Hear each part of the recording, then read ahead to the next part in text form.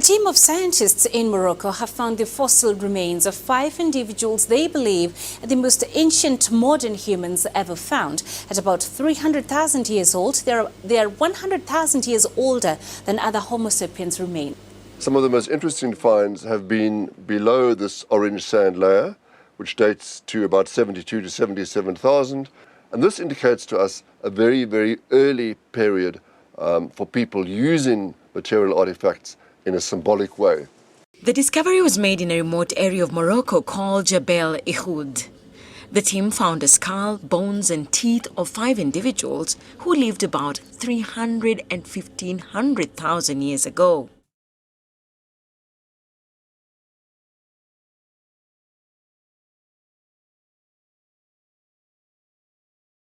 A March 1992 NASA press release stated, "Unexplained deviations in the orbits of Uranus and Neptune point to a large outer solar system body of 4 to 8 Earth masses on a highly tilted orbit, beyond 7 billion miles from the Sun." Maybe you wish to tell us in a few minutes the nature of those discoveries. I'd be happy to, but it turns out Pluto was very much smaller and lighter weight than we had thought, which meant that Pluto has no influence, no appreciable influence on the motions of the planets Uranus and Neptune. At that point, we voiced a hypothesis that this means that there is at least one yet to be discovered planet in the outer reaches of the solar system. And what we now understand is that Pluto is not a bona fide planetary object. Instead, it is a member of a second, more distant belt of icy asteroids. If you zoom out to orbits that take longer than 4,000 years to complete a single revolution. So now they're very removed from the orbit of Neptune, which means that Neptune could not have scattered them, right? Something other than the gravity of Neptune is at play in explaining their orbits. So what's going on? If this alignment of the stable orbits that we see in the distant solar system is real, then it's being held together right now by some extant gravitational potential. And the orbit clocks in at something that has an orbital period on the order of 10,000 years and an appreciable orbital eccentricity, so something that's tilted with respect to the plane of the solar system. It turns out at the detailed level, the best fit parameter can change. Its mass is about 5 Earth masses, but unfortunately, you need a more eccentric object to reproduce the data. That makes it, of course, more difficult to find because a more eccentric orbit likes to have an object that hangs out more at the end and stretches out to further distance anyway.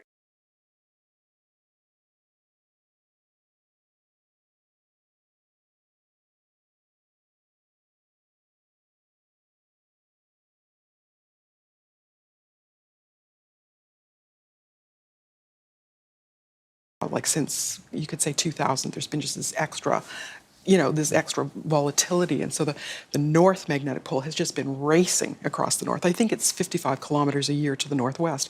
And that's incredibly fast. It is cantering. It's really fast. And so that tells scientists that there's extra turbulence going on in the core. And that may be, they're not sure, but they're tracking that in case it's one of the indicators that the poles are getting ready to reverse. And it's aperiodic, so you can't tell when it's going to happen. When did it last shift? The Earth's poles last shifted 780,000 years ago. It leaves a record in the rocks, this absolutely beautiful, precise record. When there is another shift of the poles between north and south, what impact does that have on those of us who are fortunate enough to live on this planet? The magnetic field goes down to about 10% of its usual strength. And so there's extra sort of space for all that magnetized plasma from the sun to hit the surface of the Earth and, course through the electrical grids that we've set up. That's what I was going to ask. Should we be doing anything about this now? They think we should, yeah. As of now? Yeah.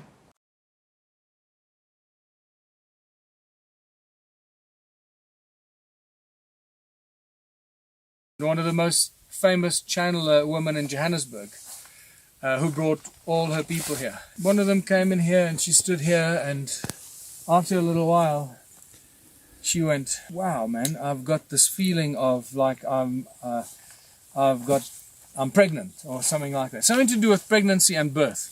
5 of them came in here, one after the other, each sharing similar kind of effects in here. And I thought, well, that's interesting. And then a few months later, when I went to see Creator Mutwa for the first time, when he said to me, this was Inzala Yelanga, when humanity was created by the gods, he also pointed out to me, he looked at them at the aerial pictures and said, there, over there, that's where the ceremony took place. That is where the first fertilized eggs were implanted into the Anunnaki females. And that's where humanity was created, right here. And I always feel I have to ask, because it's like going in a cathedral.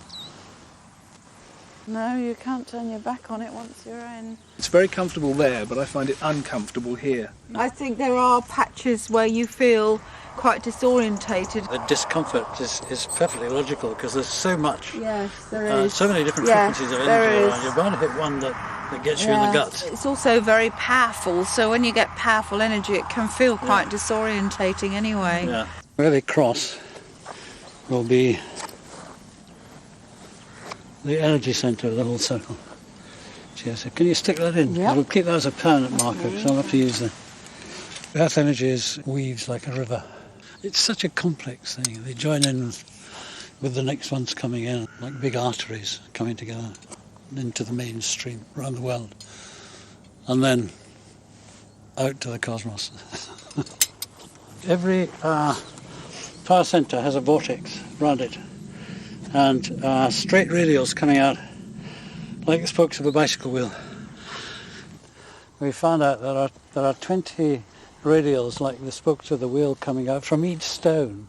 Each stone? Each stone, and then each stone has a separate spiral around it. The radials go way out from the stones, but they don't interfere with each other because they're different frequencies. Yes. And then they go in towards the centre, and there's a massive spiral at the centre. Now, as soon as we walk into there, that goes away.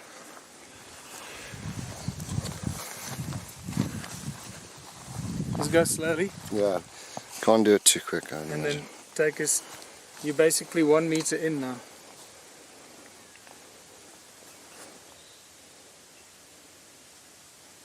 Let's go further.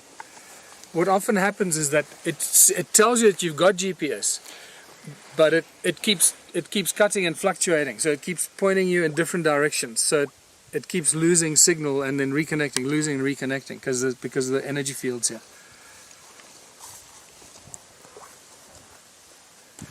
Improve your location accuracy. Okay, just go slowly and see when it reconnects. Yeah, okay. Just outside the stones. That's it. There it is in the corner. When we walked outside the circle, I've suddenly got GPS, and it shows up as Adam's calendar.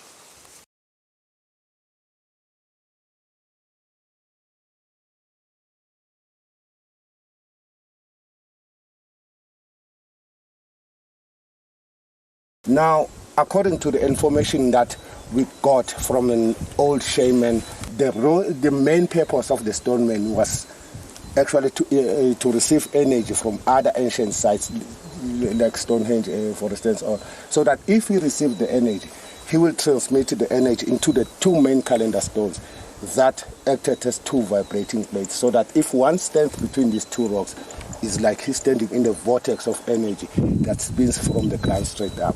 That was his main purpose. And then we are back in the middle. What I measured here really amazes me. The values, they go from 10 microtesla to 152. So we have this range. Here it means that this is still magnetically very active, and we have anomaly here.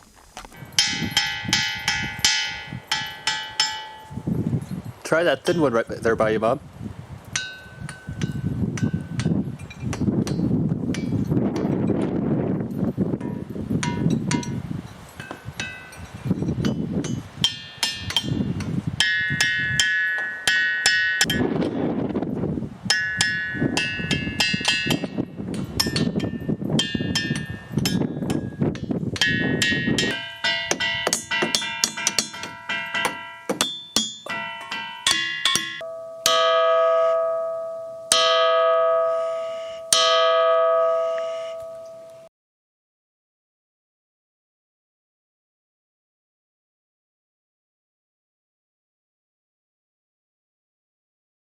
So now we'll test the Piri Reefs map.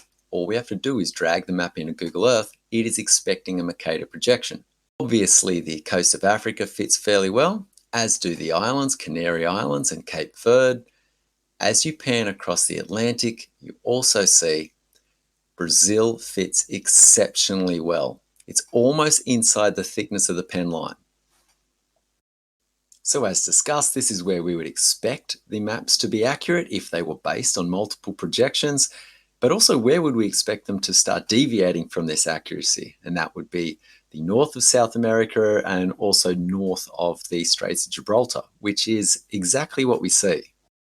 So next is to check what this is in the real world, and we just zoom in on Google Earth and have a look at the correct longitudes. They're exactly the same. Now we can kind of assess this as being beyond coincidence.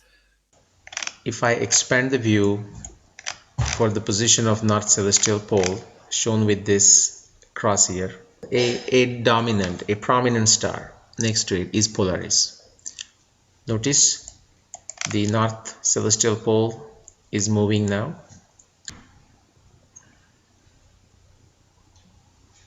We are going backward in time, and we will stop. So if you lived in 3000 BC and you looked at the northern sky, you would have called Thuban as your North Pole star. By the time we go back to 12,000 BCE, we would find Abhijit or Vega would have been considered a North Pole star.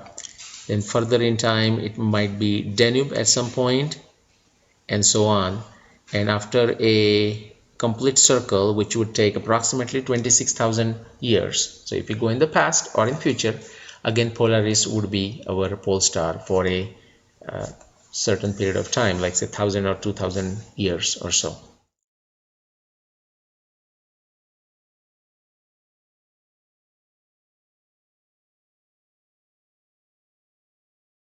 And then we have the magnetic anomalies. You can see the needle is moving 90 degrees and then almost 180, but then back and forth.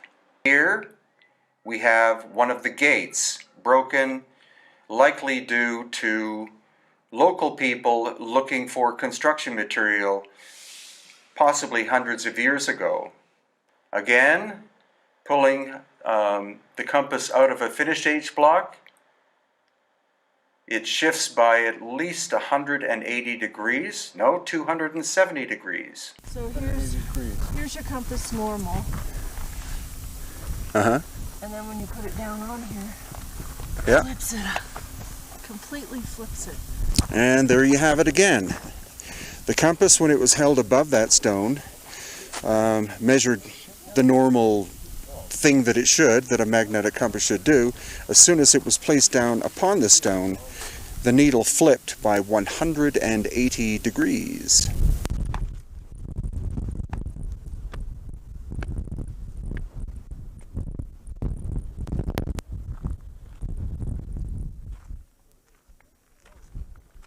And here, in fact, the magnetometer has gone off the charts. The screen has turned red, meaning that it's measuring things higher than it possibly can. And each time it's in a different position, so that nullifies that there's refraction within the telescope, because if there was refraction within the telescope, it'd be identical no matter where I set up and viewed it.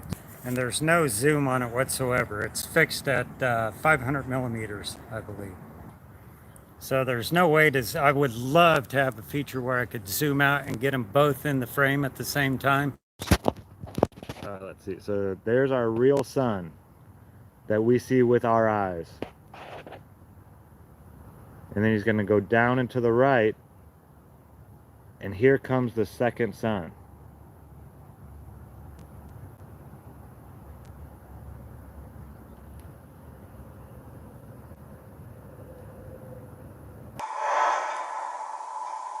So they were all here preparing themselves for the apocalypse. That's right.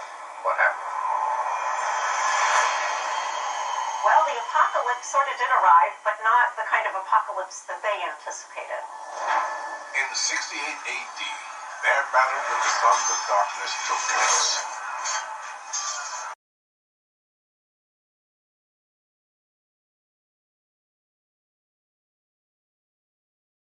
Just imagine this is the start of the universe. This is our original timeline, right? But as soon as this starts, we are infinitely catapulted into an infinite number of parallel universes. And then we're constantly shifting into alternate universes as we speak. And that expansion of infinite universes is our reality as we know it in time.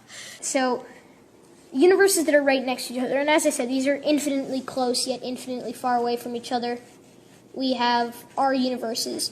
And the farther away a universe is, the more different it is because of each individual event. So after our universe and timeline was destroyed, the universe that's directly next to ours, energy cannot be created nor destroyed, only transferred from form to form. So if this one was eliminated, all the energy from this universe created or transferred a universe that was right next to us. So in this universe, it's pretty much exactly the same as ours, except for that 0.000000000000000000000000000 infinite number of zeros, 1% difference. And there we go. Yeah, so it's pretty uncertain, but then again, uncertainty is uncertain, and uncertainty can be certain and uncertain at the same time.